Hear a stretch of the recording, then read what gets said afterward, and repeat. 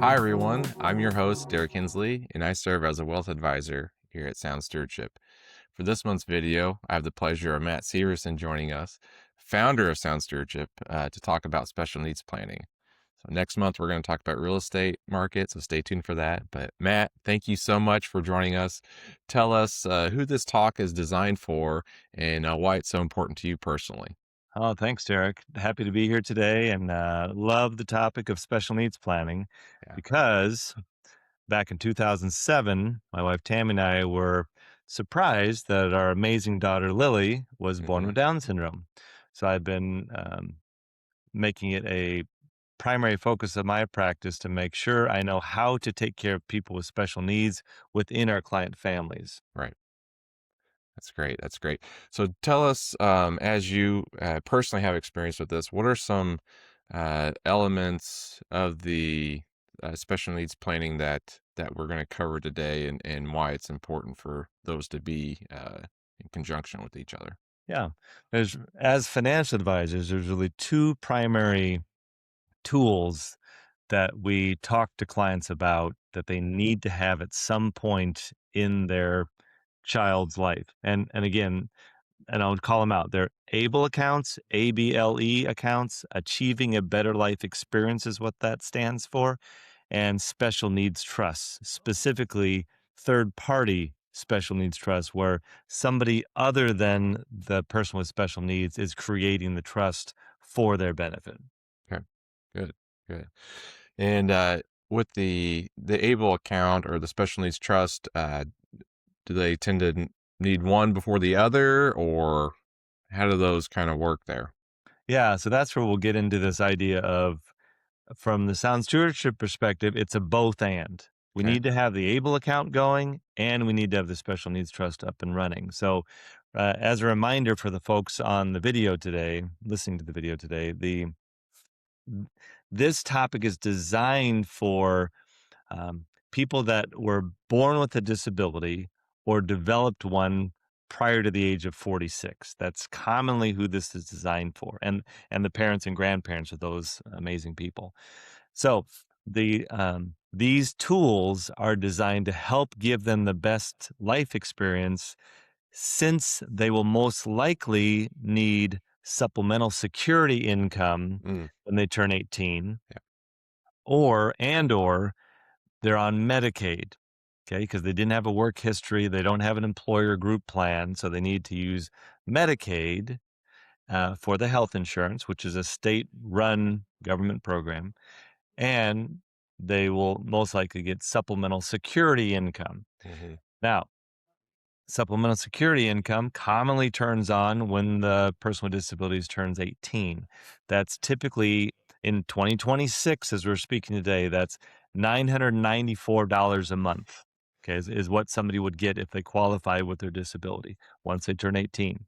So, Derek, how long or how well could you live on 994 a month for the rest of your life and not have any more than $2,000 in a bank account for the rest of your life? How I don't know if I could get through 1 month there to yeah, be. Yeah, I mean, that's tough. That's 1 tough. month is hard enough, and imagine living Yes, your entire life under that, right. pressure of only so much per month, and you can only have 2,000 bucks in the account. So, that's why it's so important that our loved ones with disabilities have a ton of potential, and they have the ability to work, and they have the ability to have an amazing life. However, if we squash their financial life by keeping them within those parameters, things are gonna be pretty tough. So, Yeah.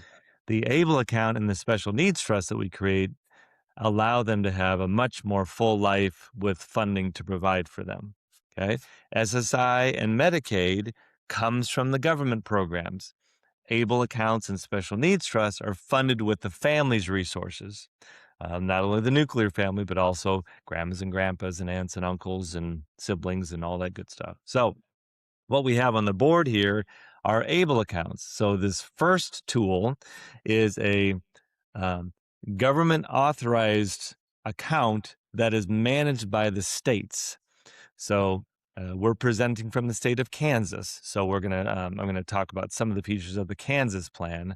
But now Derek lives in Missouri, so Hmm. Missouri also has their own plan.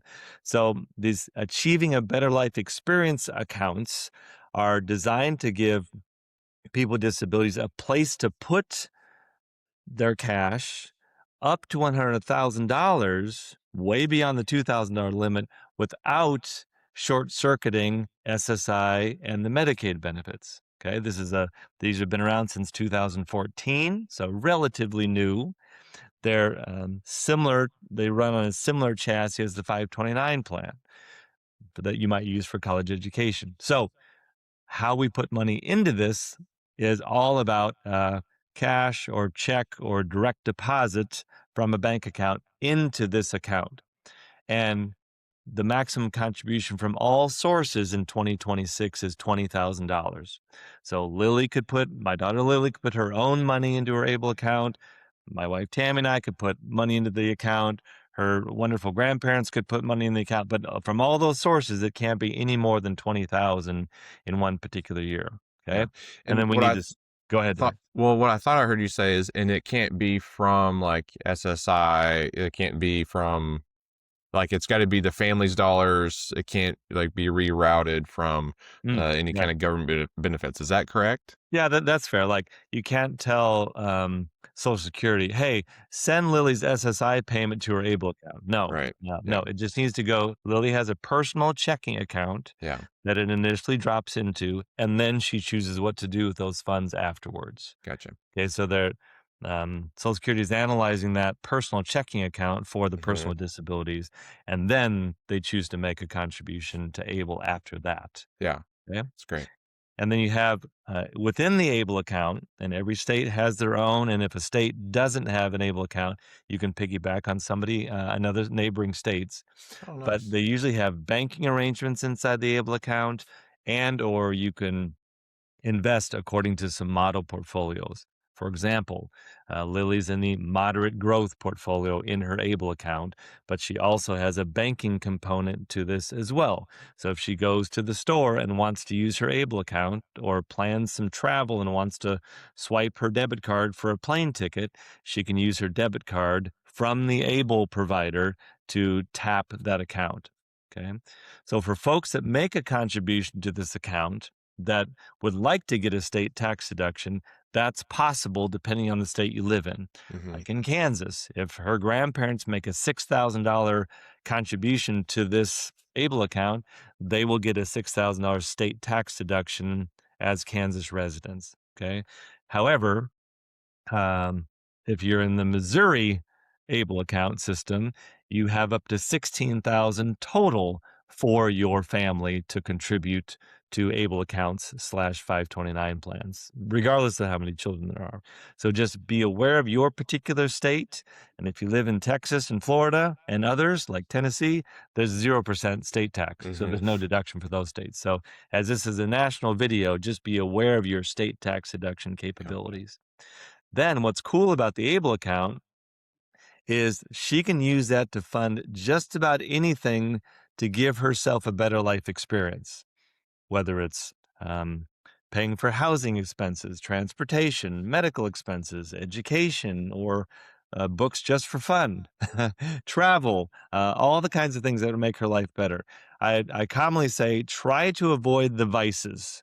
Yeah. Don't use this for gambling, tobacco, alcohol, other illicit activities. Keep Yeah. this a better life experience Yes. for the people with disabilities. All the equipment they might need, all the technology they might need, so that they can have a great life with you. Hmm. Then, when they ultimately pass away in the state of Kansas, well, let me back up because Medicaid has been providing assistance all along the way from a healthcare perspective in the state you're in, once the person passes, there will commonly be a final accounting to where Medicaid will say, well, folks, thanks for using that ABLE account along the way. But Hmm. now we poured in a lot of money into your person with disabilities. So we'd Hmm. like some of that back. So if there's anything left in the ABLE account, technically Medicaid can choose to claw back a balance in the account. So you need to be mindful that you're using this account intentionally. Um, some families say just make sure once they pass, have the biggest celebration of life you've ever had if you have a large balance left over. But in Kansas, Lilly literally helped sign into law um, a provision that says there's no Mhm. Medicaid clawback in the state of Kansas. They chose not to do that. So that's a great feature in this particular state, but not every state has that. You have to be a resident of the state of Kansas to enjoy that feature, Yeah. but that's just one of the features of the able account. So these accounts are like financial advisors like us will help you build them. They're operated through the particular state's website. You don't go to the bank to get these. You don't go to Vanguard or Schwab or Fidelity to get these. You have to go to the specific state website that is offering these and then build them together.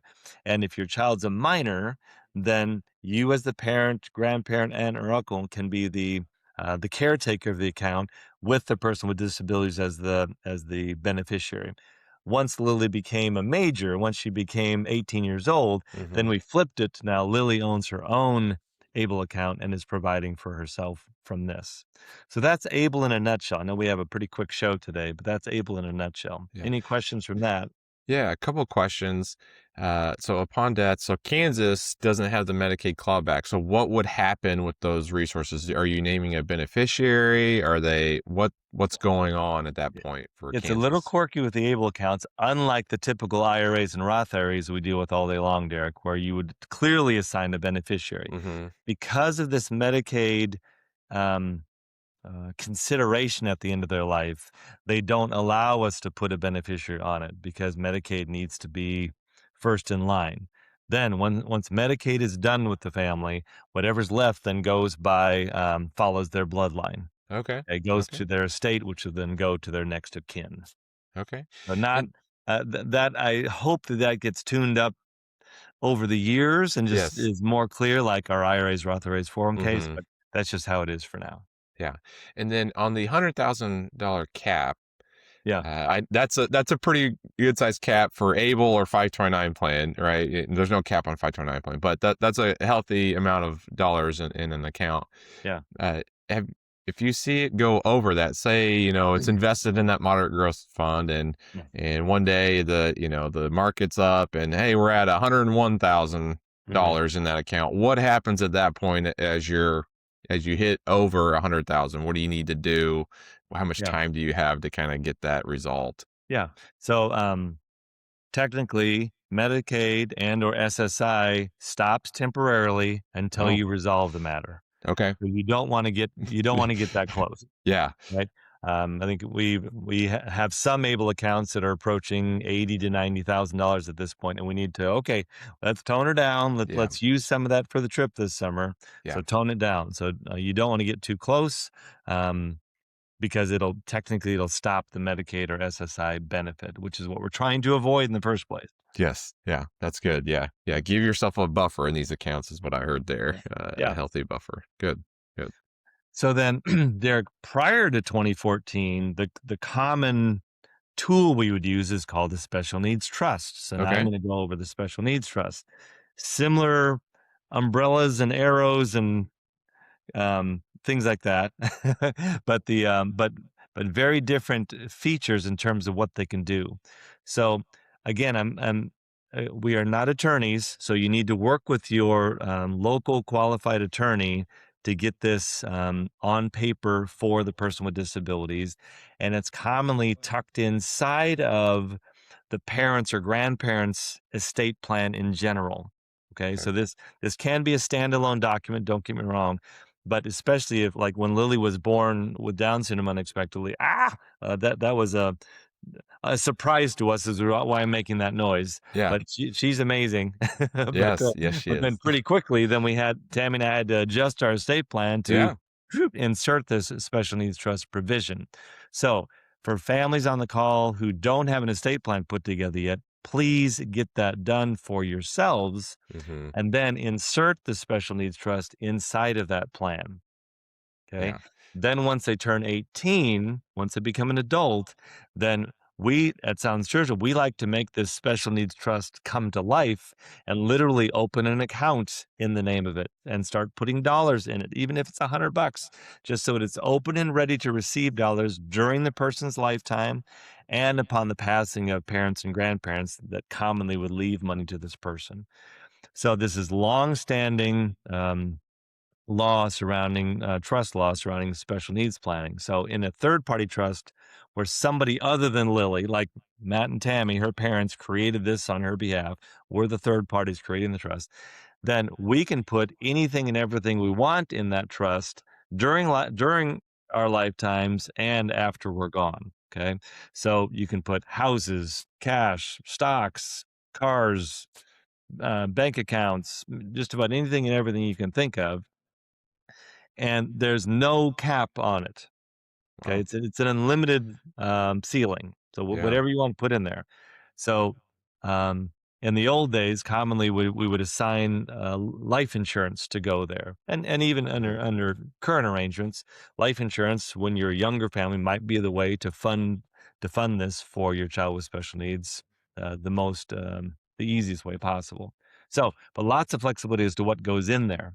Now, there's no tax deduction for a special needs trust. It's an arrangement that the government is allowing for Mhm. that doesn't short circuit Medicaid and Social Security, but there's no tax deduction and it's taxable each year. Okay, based on whatever income or dividends or capital gains that it produced. So during Lily's lifetime, while Tammy and I are running her special needs trust, Tammy and I are taxed on that special needs trust. Once we pass away, the trust becomes irrevocable and then it is providing resources for Lily directly. Now, those resources look like what's on the right. It's the focus on the medical needs, the transportation needs, or vehicles. There's food, there's education, there's movies, there's clothing. You can pay for just about anything and everything you want to from this. Similar to the Able account, however, there's one particular distinction that the trust has that Able account doesn't, and that goes like this: the trust is not designed to pay for your rent. Okay. So if you put a home in this account for the person with disabilities, that's fine. But the impact of that is the SSI payment for the person with disabilities wouldn't be the full amount, which is $994 per month.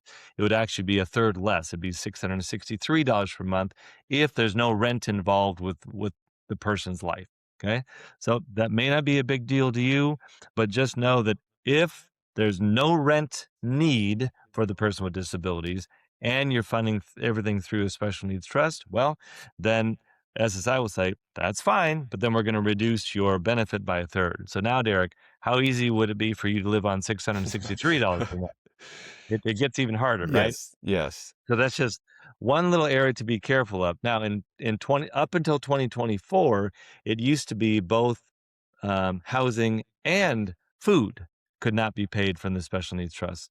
So even more reason for the advent of the ABLE account, because the ABLE account can cover rent, it can cover food, and cover just about anything except the vices. Okay, so that's where a clear example why to have both and is allow the ABLE account to handle the rental arrangement for the person with disabilities, and let the trust handle more the bigger lifting. Okay, whether it be uh, all the things, the travel, the medical needs, the transportation, all the things that they're interested in, the upkeep of the home that you might have allowed them to inherit.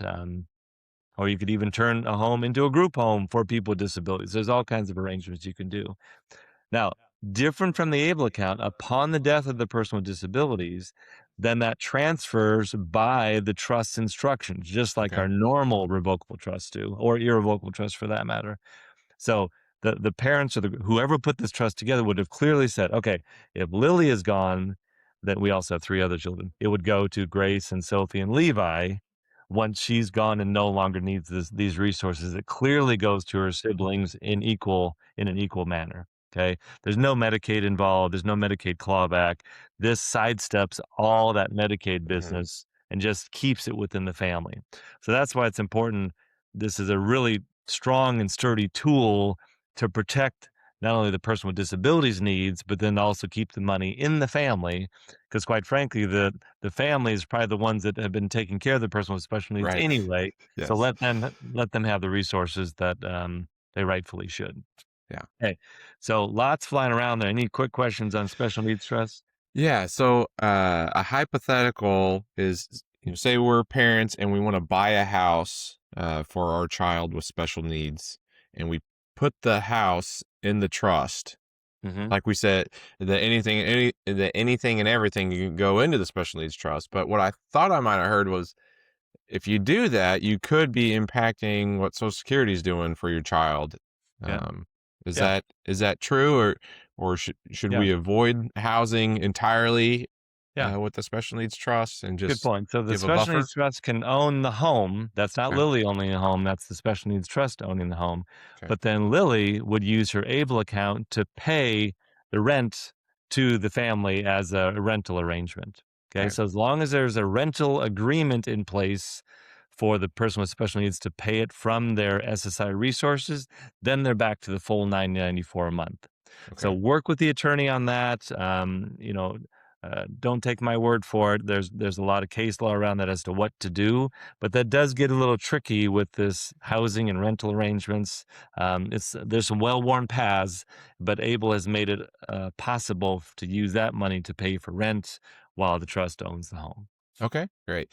Another question: when we talk about putting things into the trust, are you stating that we should literally retitle assets into the name of trust or name the trust as a beneficiary? Either way. So Okay. the trust can be listed as a beneficiary. For example, in our situation, there there's a revocable trust that's going to the three children who don't have a disability, and then there's a special needs trust for Lily. So she's literally listed as 25% of whatever Tam and I leave behind is going to the special needs trust for Lily. 75% is going to the other three kids equally through the revocable trust. Okay, so Okay. you literally can list this as a beneficiary, and then during her lifetime, it's easy because we deal with investments all the time. It's easy to use, like in her case, we use a Fidelity Special Needs Trust account, so that can hold money market, that can hold stocks, mutual Hmm. funds, ETFs, bonds, anything and everything that's there.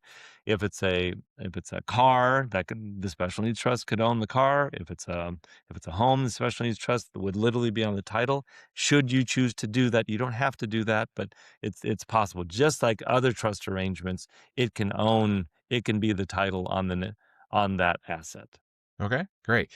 And Good. let's say all these assets that you just mentioned there, we've got those pointed towards the trust. There's an account at Fidelity or Schwab that's invested and it's spitting out a healthy amount of income. We have a nice savings account that is titled in the special needs trust. Are we needing to file a separate tax return at this point? Or what's tax season look like if you have a special needs trust Yeah. arrangement up Yeah. and going? Yeah. So during Tammy and I's lifetime, while we're still alive and in control of the special needs trust, that flows onto our tax return, just like our other brokerage accounts and savings accounts. Okay. So there's then when we're gone and this becomes irrevocable for Lily, then it's a standalone trust with its own tax ID number and its own tax return. Okay. So this is a independent entity from Lily that has its own tax return that needs to be taken care of. So you have to be mindful of all the new tax brackets and so forth that irrevocable trusts need to abide by. Hmm. Okay. So this is not a small matter. Yeah. You need to be aware of what's in there, have a good CPA to help that do trust tax returns, and be mindful of the investments you put in there because the tax brackets are very different from the typical married filing jointly or single tax brackets that we deal with as individuals. Okay. Yeah. That's good. So, and I have one more slide to go through, and then we can wrap up. But it's just the comparison between the two. So, just so you can see why would we use one versus the other, or I'm going to cut to the punchline. It sounds stewardship. It's both and Derek. Yes. Just use them both, Yep. but they have different requirements. So again, this is for people that were either disabled, born with a disability, or acquire that prior to age 46, that never had a Social Security record. Therefore, Hmm. supplemental security income is going to turn on no later than 18, and there's probably Medicaid involved. So you can see how when there's as far as an age perspective, the reason I say 46 is that's the stipulation for being able to use an ABLE account. So it used to be 26 as of last year. It just bumped to 46. Okay, so Nice. that's a special feature. For the first party or third party trust, there's the, if Lily created this from by herself, she just can't be more than 65 years old to build a first party trust. But I'm mostly referring to third party trust. No age restrictions on that. Okay, so uh, there's lots of opportunities for the beneficiary like Lily to easily manage the ABLE account. There's no Hmm. separate tax return. You don't have to worry about tax brackets, all this kind of stuff. It's just very easy to use a debit card and you're done. Where you do need a trustee in place to manage the assets of the special needs trust. On the contribution side of it, there are limits and restrictions and ceilings for how much the balance can be. On the special needs trust side, nothing. Okay. Yeah. Be aware of this in-kind support and maintenance business. The ABLE account can help you navigate some of that, and just try to have some sort of rental agreement in place that you and the attorney agree on, so that the person with disabilities can get that full Social Security amount. And then we talked about tax a little bit, and then the funding is very different. It's literally cash or check or direct deposit for the ABLE accounts. That's the only way to get money in, and quite frankly, the only way to get money out. Okay, Yeah. you don't transfer the moderate growth portfolio out of Lily's account to pay for something at Walmart. Okay, that's not how Right. it works. It's got to be cash coming out through a debit card. Alternatively, the special needs trust can have lots of different features. So this is we like them working in concert together for the person with disabilities. Underneath all this would be their personal bank account. And then you have these other two important layers of financial management that your son or daughter with disabilities is going to need some help with. So let's get the right people around them, whether they be trustees or custodians on the ABLE account. And then, and this is all independent of bigger decisions like guardianship and Hmm. conservatorship and what local resources they're getting from the county you live in. That's another presentation. But I hope this has helped to say these are two amazing tools that just about every person with disabilities needs to explore and implement as a family to make sure they're taken care of over the long term. Yeah, that's great. One thing that stood out to me towards the end there is you said getting the right people around you. And I think Mhm. that's super important when it comes to planning because there's, like you highlighted, we're just talking about ABLE and special needs trust, but there's so much complexity around if you do this wrong thing over here, it's okay over here, but not over here. And then Yeah, you mess something up. It's like right. you just got to watch out for the little pitfalls Yeah, through there. And there's, it feels frustrating that for people with special needs that it is this complex like it yes, should I feel like it should be a simpler process to just be able to serve that those people well yeah, and it's complex. That's okay. We have people here, Matt, Derek, a team of advisors to yeah, help with that planning process yeah, along with the estate planning attorney. You're gonna have a CPA involved with the taxes there, but it takes a team to do the planning well, and so yeah, just getting the right people around you to serve those loved ones is super important. So, Matt, yeah. I appreciate your heart around serving in this area and your expertise. It's great to have that as part of our team here, and so just thank you. That's great. And so, Yeah. and thank you, viewers, for joining. This was a great talk, and we'll have more talks on this subject as well. There's a lot to dive in, but just appreciate you guys joining us today. Reach out to a wealth advisor at Sound Stewardship if you have questions. I know there's going to be a lot of questions. Like we just said, this is a complex area to plan around, and so we're here to come alongside you and do the planning with you. Next month, we're going to cover the real estate market. And so we're going to look at the local Kansas City market, but also national trends and some do's and don'ts in light of what we're seeing of if you're trying to sell a house versus trying to buy a house, just some helpful tips and tricks from a real estate professional here. So it'll be great. That'll be April 30th at 12 p.m. Central Time. So stay tuned for that. But we'd love for you guys to hit the bell, subscribe to our channel so you don't miss future videos. And thank you so much for joining this month's video.